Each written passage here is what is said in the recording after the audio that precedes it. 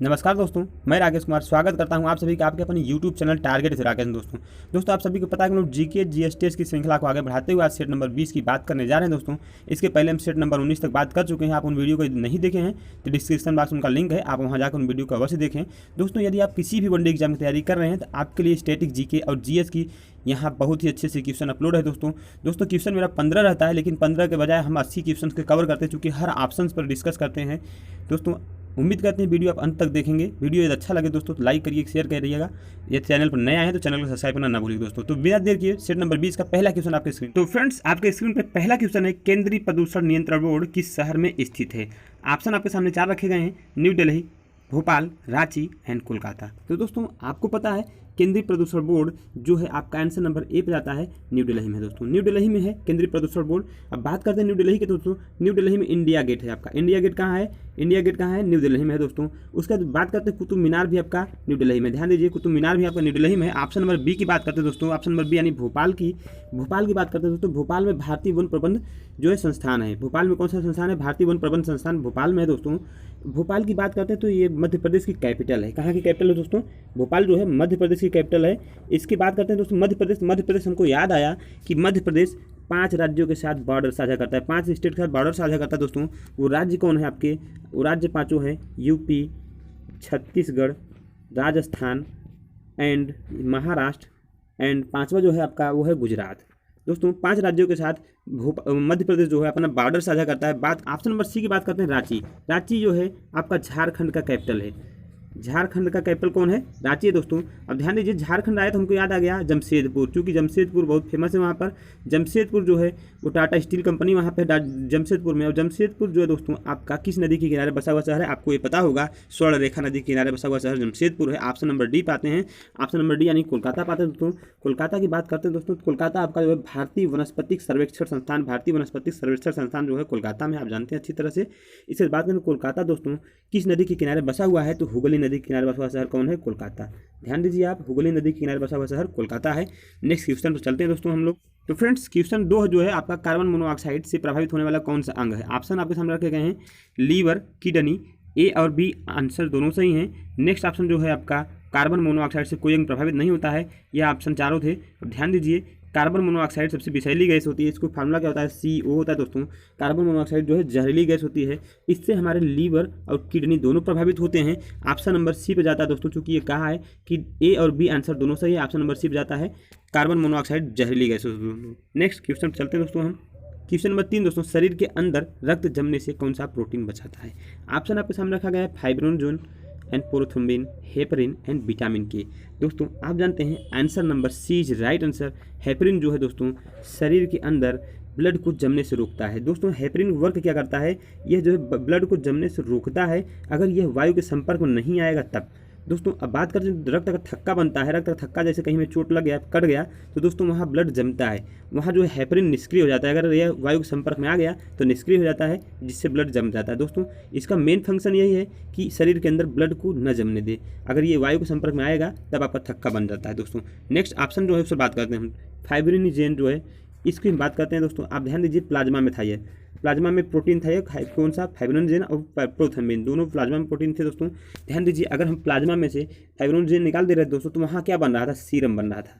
Serum कब बन रहा था? अगर हम प्लाज्मा में से फाइब्रिनोजेन प्रोटीन निकाल दे रहे थे तो सीरम बन रहा था दोस्तों। आप ध्यान दीजिए सीरम से ब्लड टेस्टिंग की जाती है। दोस्तों क्वेश्चन आपका 4थे नंबर का है, मानव शरीर की कौन सी ग्रंथि अंतःस्रावी तथा बाह्यस्रावी दोनों प्रकार से कार्य करती है? ऑप्शन अग्नाशय है, दूसरा पित्ताशय, तीसरा आमाशय, चौथा यकृत। दोस्तों आप ध्यान दीजिए आंसर नंबर ए आपका राइट आंसर है, जो है अग्नाशय। अग्नाशय दोनों प्रकार से कार्य करती है दोस्तों। अग्नाशय अंतःस्रावी तथा बाह्यस्रावी दोनों प्रकार से ग्रंथि काम करती है। यह दूसरी सबसे बड़ी ग्रंथि है। मनुष्य शरीर की सबसे बड़ी दूसरी ग्रंथि कौन है? अग्नाशय। बात करते हैं नेक्स्ट ऑप्शन पित्ताशय की दोस्तों। पित्ताशय क्या करता है? पित्ताशय जो होता है दोस्तों इसमें यकृत से निकलने वाले पित्त कलेक्ट करता है। यकृत से निकलने वाले पित्त को कलेक्ट करता है पित्ताशय। आमाशय की बात करते हैं दोस्तों, तो आमाशय जो होता है आपका भोजन में लगभग 4 घंटे पाचन क्रिया कहाँ? आमाशय में होती है। इसमें जठर रस जो निकलते हैं, जठर रस में जो एंजाइम होते हैं वो पेप्सिन होते हैं दोस्तों। और दूसरा जो होता है रेनिन।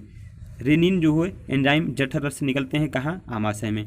नेक्स्ट ऑप्शन है यकृत। यकृत को भली भांति आप जानते होंगे, मानव शरीर की सबसे बड़ी ग्रंथि कौन है, यकृत है। यकृत की जो वजन होती है 1.5 से 2 kg की वजन होती है दोस्तों। यकृत की वजन होती है 1.5 से 2 kg की वजन होती है। नेक्स्ट अभी हम जो भी बात किए हैं दोस्तों, हेपरिन और कौन सा, फाइब्रोनोजिन। फाइब्रोनोजिन और हेपरिन और इन सभी प्रोटीन का निर्माण कहाँ, यकृत में ही होता है दोस्तों। फाइब्रोनोजिन जो भी बताएं हम और हेपरिन प्रोटीन जो हो रही थी हेपरिन, इन सभी का निर्माण यकृत में होता है। आप इन बातों को ध्यान रखिएगा। नेक्स्ट क्वेश्चन पर चलते हैं हम दोस्तों। सोने की बीमारी में मनुष्य की कौन सी अंग प्रभावित होती है। ऑप्शन आपके सामने रखे गए हैं, मस्तिष्क, अस्थिमज्जा, आंत एंड प्लीहा।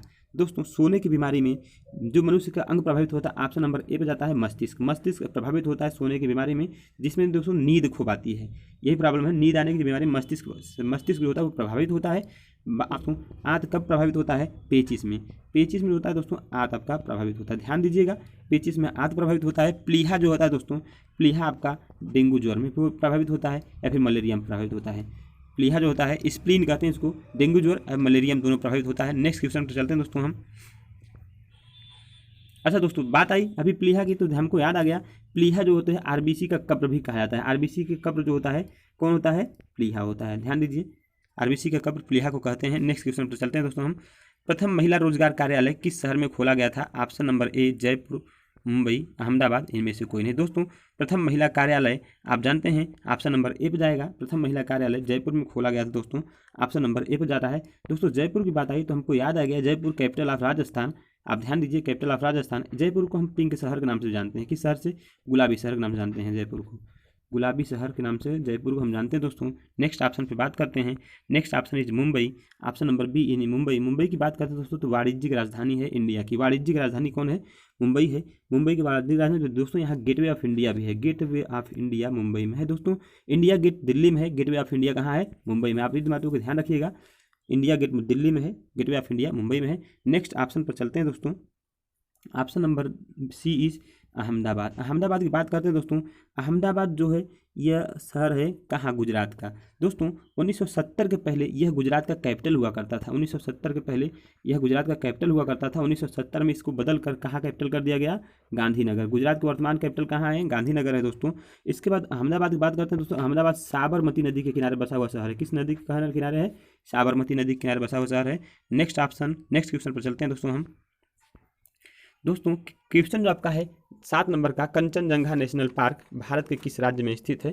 ऑप्शन आपके सामने रखे गए हैं, सिक्किम, पश्चिम बंगाल, मध्य प्रदेश, उत्तर प्रदेश। दोस्तों आप जानते हैं ऑप्शन नंबर ए पे जाएगा, सिक्किम में कंचनजंगा नेशनल पार्क जो है सिक्किम में है।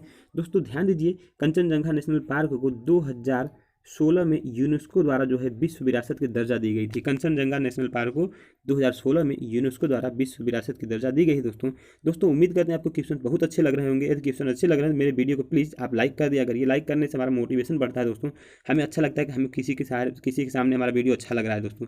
तो ध्यान दीजिए, प्लीज़ आप लाइक कर दिया करिए दोस्तों। लाइक करने से ज़्यादा क्या है आपका। नेक्स्ट ऑप्शन सी बी पर जाते हैं दोस्तों, पश्चिम बंगाल। पश्चिम बंगाल के थोड़ा सा ध्यान देखते हैं दोस्तों।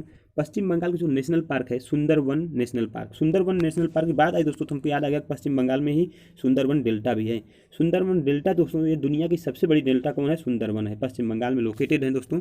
नेक्स्ट ऑप्शन सी पाते हैं, मध्य प्रदेश की दोस्तों। मध्य प्रदेश की जो है, मध्य प्रदेश नेशनल पार्क बात करते हैं दोस्तों, पंचमढ़ी नेशनल पार्क मध्य प्रदेश में है। और हाँ, बांधवगढ़ नेशनल पार्क भी मध्य प्रदेश में दोस्तों। कौन सा, पंचमढ़ी जो है, पंचमढ़ी और बांधवगढ़ दोनों नेशनल पार्क कहाँ के हैं, एमपी के हैं। ऑप्शन नंबर डी पाते हैं दोस्तों, ऑप्शन नंबर डी यानी उत्तर प्रदेश। तो आपको अच्छी तरह से याद होगा, दुधवा नेशनल पार्क बहुत ही फेमस नेशनल पार्क है। दुधवा नेशनल पार्क जो है आपका कहाँ है, उत्तर प्रदेश में दोस्तों। नेक्स्ट क्वेश्चन पर चलते हैं दोस्तों हम। क्वेश्चन है, इंदिरा गोल्ड कप किस खेल से संबंधित है। ऑप्शन आपके सामने रखे गए हैं, hockey, cricket, football and gymnast. दोस्तों इंदिरा गोल्ड कप जो है वो आपका हॉकी से संबंधित है। Option number A is right answer, Indira gold cup hockey से संबंधित है। हॉकी के कुछ और कप जो होते हैं उसको देख लेते हैं दोस्तों। आगा खा कप भी होता है हॉकी का, आगा खा कप हॉकी का होता है। उसके बाद दोस्तों जो होता है, ये ध्यान दीजिए, ध्यानचंद जी हैं, मेजर ध्यानचंद के नाम से कोई ट्रॉफी है वो भी हॉकी में दिया जाता है। उसके बाद दोस्तों ध्यान दीजिए, नेहरू ट्रॉफी भी हॉकी में दिया जाता है।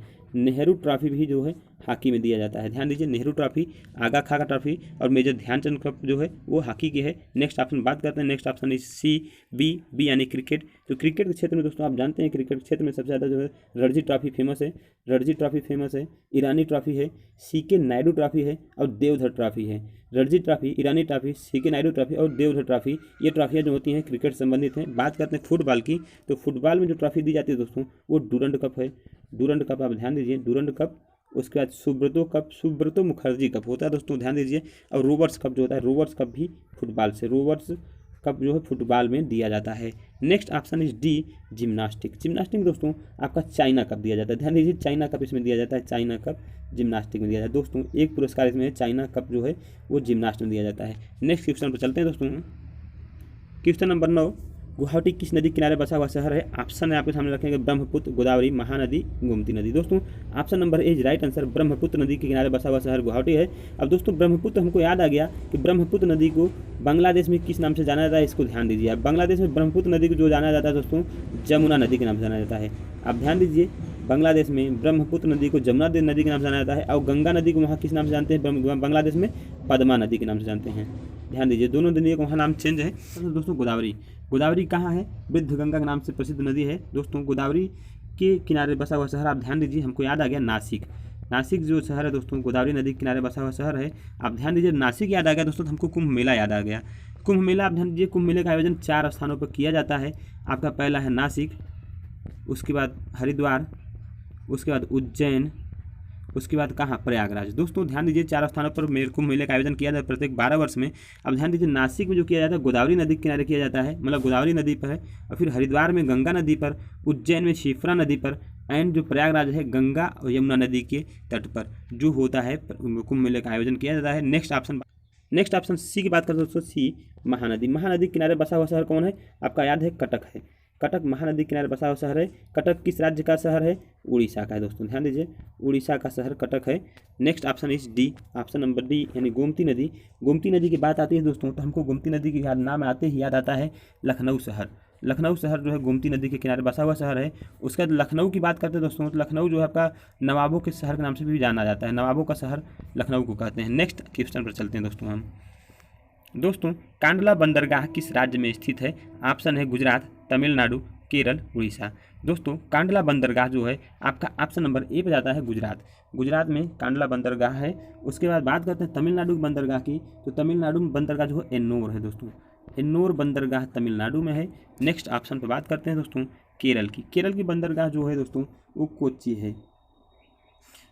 नेक्स्ट ऑप्शन की बात करते हैं दोस्तों डी यानी उड़ीसा की। उड़ीसा की जो बंदरगाह है दोस्तों पारादीप बंदरगाह है। कौन सा द्वीप है? पारादीप बंदरगाह कहाँ है? उड़ीसा में दोस्तों। नेक्स्ट क्वेश्चन चलते हैं दोस्तों। आकार में दूसरा सबसे बड़ा ग्रह कौन है? क्वेश्चन आपके सामने रखेंगे, शनि ग्रह, मंगल ग्रह, बुध ग्रह एंड शुक्र ग्रह। दोस्तों आप जानते हैं आकार में सबसे बड़ा दूसरा ग्रह शनि ग्रह है और सबसे बड़ा ग्रह जो है आपका आकार में वो कौन सा है? गुरु ग्रह है। ठीक है दोस्तों, बृहस्पति ग्रह है मतलब। नेक्स्ट बात करते हैं शनि ग्रह की, तो शनि ग्रह की जो दोस्तों घनत्व है सभी ग्रहों से, घनत्व जो है सभी ग्रहों से कम है, घनत्व जो है शनि ग्रह के सबसे कम है दोस्तों। तो उसके बाद बात करते हैं मंगल ग्रह की। मंगल ग्रह की बात करते हैं दोस्तों, यह लाल ग्रह के नाम से भी जाना जाता है, लाल ग्रह के नाम से भी जाना जाता है दोस्तों। इसके 2 उपग्रह हैं, मंगल ग्रह के 2 उपग्रह कौन है? Phobos and Deimos. ध्यान दीजिए, फोबोस एंड डीमोस जो है मंगल ग्रह के 2 उपग्रह हैं। बात करते हैं बुध ग्रह की दोस्तों, तो बुध ग्रह की बात करते ही आप ध्यान दीजिए सूर्य के सबसे नज़दीक ग्रह कौन है? बुध ग्रह है। सूर्य के सबसे नज़दीक ग्रह कौन है? बुध ग्रह है दोस्तों। और सबसे छोटा व हल्का ग्रह है। कौन सा इसका विशेषता है? सबसे छोटा भी है और हल्का भी है दोस्तों। ध्यान दीजिए, बुध ग्रह सबसे छोटा और हल्का भी है। और वहाँ तो सबसे बड़ी चीज़ है इसके पास कोई सैटेलाइट यानी उपग्रह नहीं है, बुध ग्रह के पास कोई उपग्रह नहीं है दोस्तों। नेक्स्ट बात करते हैं बुध ग्रह की ही। बुध ग्रह के पास जो है मैग्नेटिक फील्ड है। कौन सा मैग्नेटिक फील्ड बुध ग्रह में पाया जाता है दोस्तों? मैग्नेटिक फील्ड है बुध ग्रह में। टेम्परेचर दोस्तों सबसे अधिक टेम्परेचर डिफरेंट कहाँ होता है? बुध ग्रह पर लगभग 600 डिग्री सेंटीग्रेड डिफरेंट होता है टेम्परेचर, ध्यान दीजिए दोस्तों। नेक्स्ट ऑप्शन बात करते हैं शुक्र ग्रह की। तो शुक्र ग्रह की बात करते हैं, ध्यान दीजिए, उसको पृथ्वी के सबसे निकट ग्रह है जो शुक्र ग्रह है, आपका पृथ्वी के निकट सबसे ग्रह जो है शुक्र ग्रह है। उस नेक्स्ट क्वेश्चन पर चलते हैं दोस्तों हम। क्वेश्चन नंबर 12, चंदेरी का युद्ध कब लड़ा गया था? ऑप्शन है 1528, 1530, 1513, 1517। चंदेरी का युद्ध ऑप्शन नंबर ए पे जाता है 1528 में लड़ा गया दोस्तों। ये किनके मध्य लड़ा गया था? मेदनी राय और बाबर के मध्य। बाबर के मध्य। 1528 में मेदिनी राय और बाबर के मध्य लड़ा गया दोस्तों ये। नेक्स्ट क्वेश्चन पर चलते हैं दोस्तों हम। क्वेश्चन आपके सामने 13 नंबर का रखा गया है, बाबर का उत्तराधिकारी कौन बना था? बाबर का उत्तराधिकारी कौन बना था? Option number A Humayun, Kamran, अक्सारी एंड हिंदाल। दोस्तों ये बाबर के चारों पुत्र हैं, इसमें बड़ा पुत्र था हुमायूं, तो हुमायूं जो था उत्तराधिकारी बाबर का बना था। नेक्स्ट क्वेश्चन पर चलते हैं दोस्तों। क्वेश्चन नंबर 14 दोस्तों, निम्न में से कौन सा परमाणु का भाग नहीं होता है? Option number A electron, B proton, C neutron and D proton. दोस्तों आप ध्यान दीजिए, तीनों जो है प्रोटॉन के भाग होते हैं, परमाणु के भाग होते हैं दोस्तों, तीनों परमाणु के भाग होते हैं। इलेक्ट्रॉन पर कौन सा निगेटिव चार्ज होता है? प्रोटॉन पर पॉजिटिव चार्ज होता है, और न्यूट्रॉन चार्जहीन होता है दोस्तों, आवेश रहित होता है न्यूट्रॉन। ध्यान दीजिए, फोटॉन जो होता है दोस्तों, फोटॉन की बात करते हैं। फोटॉन यह ऊर्जा का रूप होता है दोस्तों, ऊर्जा के ही छोटे छोटे कण या बंडल्स होते हैं जो कह सकते हैं। इसकी गति जो होती है प्रकाश की गति के लगभग समान होती है फोटॉन की।